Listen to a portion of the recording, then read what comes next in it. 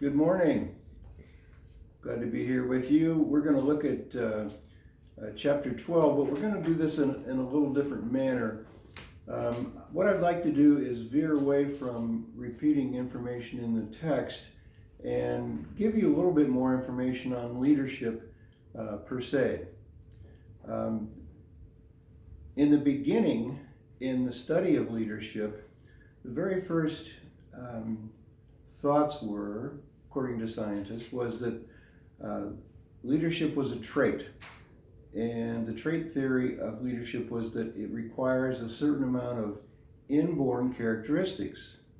So those who possess those characteristics have the potential to be leaders, and those who don't are destined to be followers or subordinates. This theory really didn't last very long, and as you consider it, it's kind of a discouraging theory, especially for those who would want to be leaders, but they feel like they don't have these characteristics that have been listed. And what has been since then studied is more the fact that leadership is a learned thing. Interestingly enough, back in the late 40s, Ohio State had leadership studies, and what they did was divide or look at leadership from two aspects. One was what they called consideration, and we would usually term that relationships, so leader and relationships with the subordinates. And the other component is structure or task. So you see you have two components going on at the same time, and the degree of leadership always has something to do with how much consideration and how much task is being exhibited by that particular leader. So what's more important for an administrator or a coach? Developing relationships and creating goodwill, or keeping your subordinates on task, or in terms of a coach, keeping your athletes on task. Does the coach become a friend to his or her athletes? Does the coach keep the athletes in task? Can you do both things? And then to what measure? If you do too much of one, does it compromise the other? Here's some examples from those studies of consideration or relationships. The leader, and when I say leader, we can think leader/coach. The leader finds time to listen to the group. The leader is willing to make changes. The leader is friendly and approachable. Those are all nice things. In terms of initiating structure or task, the leader assigns group members to particular tasks. The leader asks group members to follow standard rules, and the leader lets group members know what is expected of them. Now, if you were to go on and study leadership, you would find that most of the literature does not deal necessarily with sport. You really have to delve into the study of sport psychology, but it is all related to this concept, the larger concept, if you will, of leadership. Now, this is a very simple quadrant that Ohio State studies put together, and what they have done is put consideration or relationship on the y-axis, the vertical axis. Oh. And Here we go. Oops, sorry. we're adjusting the camera here, so hang tight. And I believe we're still ready to go. Yes. There you go. Okay, well, hopefully you, I don't know what part of my body you saw in the first part, but we'll continue on here. This is the OSU leadership quadrant. And on the y-axis, the vertical axis, this reflects consideration or relationships. And on the horizontal axis, the x-axis, This is structure or task. So if you're trying to describe the leadership style of an individual, you know, that individual could exhibit high consideration yet low structure, or low consideration and low structure. Now, think of if you look at these characteristics, think of situations where, as a coach, for example, you might need to use a style where it's high in relationship and high in task. And we'll talk a little bit more about that when we get into the Hersey and Blanchard model. But this is this was really revolutionary in the late 40s. Leadership had never been studied this way. And let me point out that the charts that I'm going to show you are all contained in Moodle, as well as my notes from today, which gives an addendum to the study of leadership. Now, this particular style is included in your text. They talk about Fiedler's contingency model. And interestingly enough, Fiedler went with the idea that there needs to be a favorableness in the situation. And the favorableness is the degree to which the situation enables the leader to exert his or her influence over the group.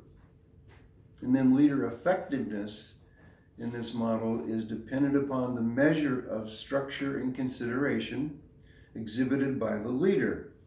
Therefore, when we're talking favorableness, it means that if the situation is considered favorable, a particular kind of leader should be successful in that.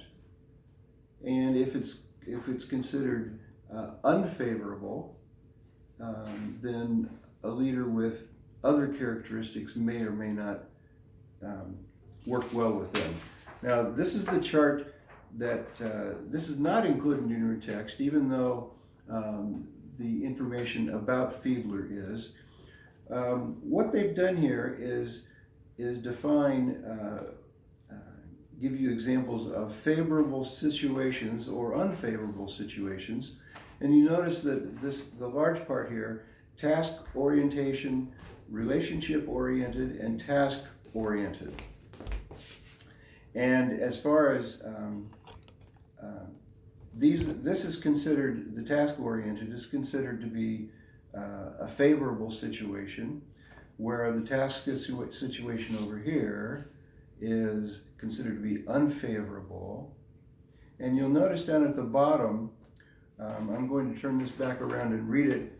Task-oriented leaders tend to perform best in group situations that are very favorable or very unfavorable to the leader. And then relationship-oriented tend to perform best in situations that are intermediate in favorableness. Okay, so task-oriented leaders. If we take a look at this again, a task-oriented leader does best when there's an unfavorable situation or a favorable. Now think with me, if you will. Think of a team, think of a class, some type of situation, educational, athletic, that is not favorable. For example, you're a new coach coming into a situation where half a dozen of the athletes quit. That's kind of an unfavorable situation. You would, according to Fiedler, you would do best if you were task-oriented. You came in and you weren't trying to make friends, you were trying to get the job done. And the opposite is true also. You come into a situation where, let's say, the coach retired after winning the state championship, and it's a pretty favorable situation. You have a couple starters coming back, and according to Fiedler, in a situation like that, somebody who is very task-oriented would do best in that situation as well, which is kind of an interesting thing to consider. Whereas in the middle here, where it's neither favorable nor unfavorable, the relationship-oriented leader may do best. So let's say that you are taking over as a coach where maybe the record was 500 and you had some starters graduate, a couple were back, nothing real exciting going on. In that particular case, relationships need to be made. So again, this is what is called the contingency model by Fiedler.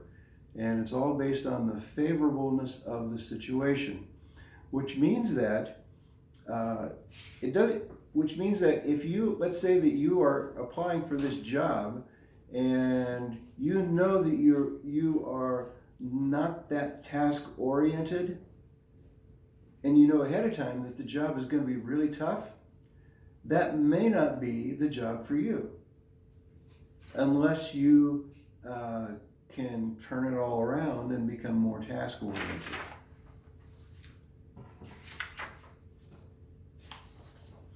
Now, the Hersey-Blanchard model, this is also mentioned briefly in your text. This is the leadership style with the behavior pattern where a person exhibits when attempting to influence the activities of others as perceived by others. This is the catch.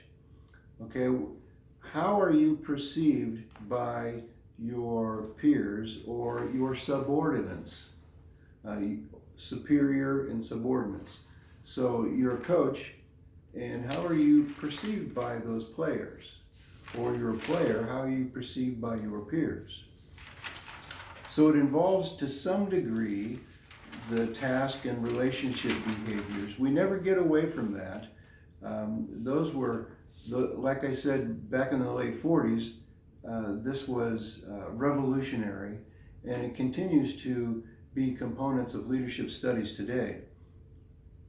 So to reiterate, task is the extent to which leaders are likely to organize and define roles of members of the group, and it establishes well-defined patterns of organization.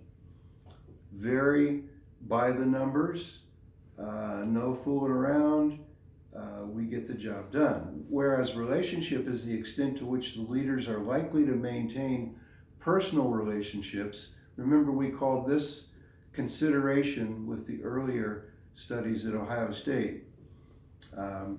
The extent to which leaders are likely to maintain personal relationships between themselves and group members by opening up channels of communication. So here's another term that comes into play, and that is readiness. Readiness is the extent to which a follower has the ability and willingness to accomplish a task. In terms of ability, that means that you have the knowledge, the experience, the skill needed by an individual to bring the task or activity to finality. Willingness is the extent to which an individual or group has the confidence, commitment, and motivation to accomplish a task. Now, these two characteristics in the Hersey and Blanchard model have to do with, for example, if we're talking about a coach and athletes, the coach is going to be adjusting his or her leadership style based on the readiness that he or she recognizes in the athletes. Okay, so this assumes, this model is predicated on the idea that you can change or learn leadership style. Now, this is even more revolutionary because all of a sudden now we're getting away from this idea of, well, you're a leader. We don't say you have to be born a leader, but you have more relationship characteristics. Therefore, you're going to do better in this as opposed to these situations. Now, with the Hersey-Blanchard model, they start with the idea that a leader or a coach can change his or her leadership style. And this is kind of exciting when you consider being able to handle different situations. This is the model that Hersey and Blanchard have put together, which is really very cool. It's a quadrant as well, and it goes in this direction: S1, S2, S3, S4. And you'll notice that there are one descriptive word for each. And the first one is telling, and it goes to selling, and then participating and delegating. Now, like the other quadrant, we do have the relationship up the y-axis, and we have task on the x-axis. But you'll notice the flow, the natural flow, goes from S1 to 2 to 3 and to 4. But notice the arrows point both ways. You may have athletes who digress. They may not, they may lose ability, forget something that they learned, become more immature. But let's talk this through. In the first, in S1, this is where you have close supervision. And notice that it is high in task, but it's very low in relationship. Now, what kind of a situation might that be? Let's say that you come into a situation where you are, you've been tapped to coach a junior high basketball team. You come in and you find out they don't have a lot of skills. We can even make the connection to, if you'll remember, I've alluded a couple of times to the movie Hoosiers. When Norman Dale came into that situation, he realized that they needed to work on fundamentals, and they did not need to go out for pizza together. Okay, so that's in the S1 category, where he has close supervision, and he's basically telling them what they're going to do. Now, the way it progresses then to this next quadrant is where you go from telling to selling. And that means that you are high both in task and consideration. And it means that you've made some connections. You have maybe convinced some of your players. Maybe the players have begun to buy into your program. Now, you still have to stay high in task, because not all of them are star players. You still have to concentrate on the fundamentals, but you're making some friends along the way. And this is kind of more of an encouraging and maybe a happy time. Then the next progression would be S3 over here, where the key word is participating. Now notice that this leadership style goes down a bit in task, but it stays high in relationship. Why would that be? Well, might it be you come to the point where your athletes are beginning to come around on their fundamentals, they can run the plays, but you still need to keep that connection with them. And you'll notice in one of the other chapters was talking about what are some of the things a coach needs to do to maintain relationships. One of them is to get to know the parents, for example. Well, this is all within this third quadrant. And you'll notice that the fourth quadrant, S4, the key word is delegation. Delegation, you know what it is to delegate responsibility. Well, notice that the style of leadership is low in both consideration and task. Why is that? Well, for one, in terms of task, by now they should know what they're supposed to do. They've learned the plays. They understand what the coach wants of them, and there's not a need as much for the coach to be making these strong connections because they're already there. Maybe they're able to finish each other's sentences. Now, I've made it, I've talked in 2 minutes going from one extreme to the other. And obviously it happens over a series of months, maybe years. But notice again how on the curve the arrow goes both ways, suggesting that the coach can adjust his or her style based on the readiness of the athletes. I love this, where you identify the readiness capabilities or components of the athletes, and then, okay, well, I need to adjust my style to this. It may even break down to a certain point where certain athletes they may fit in one quadrant where the rest of the team fits in the other. So this is the model put forth by Hersey and Blanchard. Now let me talk a little bit about a term that transactional leadership. Now we could have inserted this anywhere in our discussion because it sort of fits. Let me give you some descriptions of transactional. This would be a leader who's called a bargainer, who in exchange for direction and promise of something of value receives something valuable in return. I promise you this, I'll give you this if you'll do this for me. So,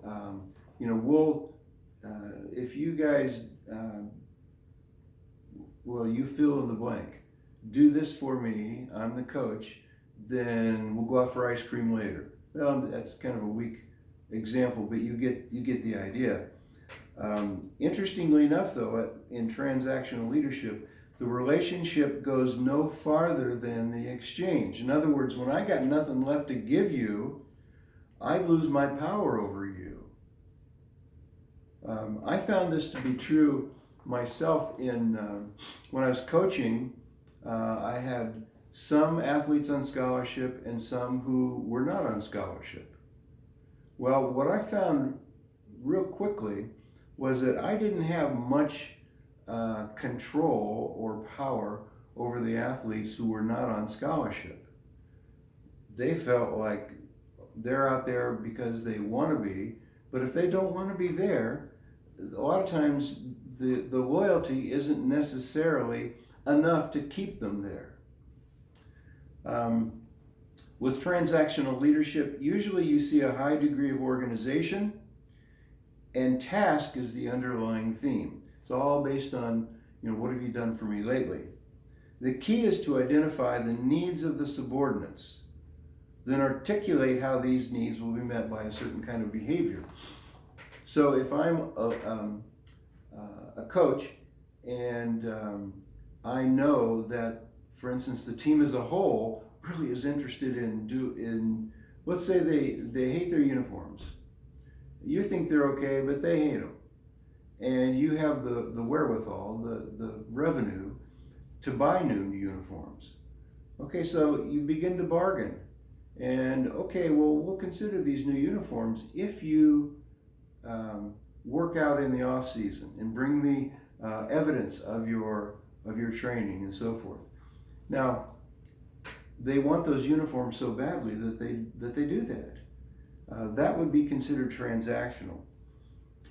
It's also characterized by what is called management by exception. And this is where personal contacts only occur when the goals are not being met.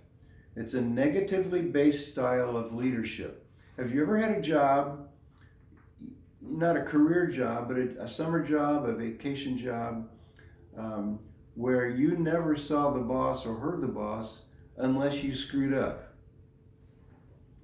And that's not uncommon for the boss to it's kind of a laissez-faire until somebody does something wrong, and then that's your association. And the problem with that is you associate this boss with negative feelings, because the only time you see him or her is when you do something wrong. And this fits into this transactional leadership, but it also, we see this throughout any kind of leadership style. And it can be something that a coach could be guilty of. For example, a coach who is very unlikely or seldom gives praise or compliments, but he or she is really ready to rip into the athlete who does something wrong. That is management by exception. And finally, transactional leadership, it can be very effective because it is based on task accomplishment. Usually leaders, coaches, who use this style of transactional leadership are very successful because they stay on task. Now, we're going to elevate a little bit more here, and we're going to move into what is called transformational leadership. This leads to a higher morality between the leader and the follower. I like this already. Transformational occurs when both parties are raised to higher levels of motivation and morality. So both the leader and the followers, the coach and the team, the professor and the students, are keyed into the same idea. And while they do have goals in mind, the journey is part of the experience. Self-serving and personal interests diminish, and the group is guided by end values. So the group has bought into whatever it is this end goal is, and nobody is taking side routes to achieve personal goals. The effectiveness becomes more a function of the degree to which the leaders and group become one in their mission. Common commitment becomes mutually rewarding. Okay? Now, what I want to point out is that, this sounds like, a walk in the park and all sunshine and daisies. And the fact is that transformational leadership is not a new thing, because there have been some very, very evil individuals throughout history who have been very transformational, where they have recruited individuals, where they make a common commitment that becomes mutually rewarding to all of them. So think about that. Another characteristic is that organizations led by transformational leaders usually perform greater than expected. They usually do a better job than somebody thought they might. The ethics of leadership rest on three pillars: the moral character of the leader, the ethical values embedded in the leader's vision, his or her articulation, and the program which followers either embrace or they reject. And then the third thing is that the morality of the processes of social, ethical choice and action that the leaders and followers engage in and collectively pursue. We have a moral component to leadership. And this is, as students from Mount Vernon Nazarene University, this would be not a surprising thing, not a new thing, but for a lot of people who are leaders, so leaders in some capacity, there is no moral ethic involved. But at the very foundation of transformational leadership, there is this moral ethic. By the way, these ethics of leadership came from a gentleman called Bernard Bass, B-A-S-S. If you study leadership at all, you're going to find his name probably at the top of the list. Now, here are the characteristics of transformational leaders. Challenging the process. In other words, I'm not going to necessarily always accept the status quo. I'm going to challenge it. Inspiring a shared vision. As a leader, I give you the plan, and hopefully you're going to buy into it. Enabling others to act. Not only am I going to lead you to this goal, but I am going to help you become a leader along the way. Modeling the way. First thing that comes to my mind is something I read recently in regard to physical education, where the author had said that a physical educator should always be somewhat in good physical condition, him or herself. Well, in the case of a leader, the leader would, in terms of modeling the way, would not have a self-serving attitude. He or she would be working toward this final goal, working with a group. And then the fifth characteristic is encouraging the heart, celebrating any kind of victory along the way. Do you see how, let's say that you have a team that goes all the way to the final championship game and you lose it, and you think, oh, it's such a letdown, and why do we go all this way to lose? I read something recently about Jerry Lucas, who played for Ohio State, as you know. His sophomore year, they unexpectedly won the NCAA championship in men's basketball.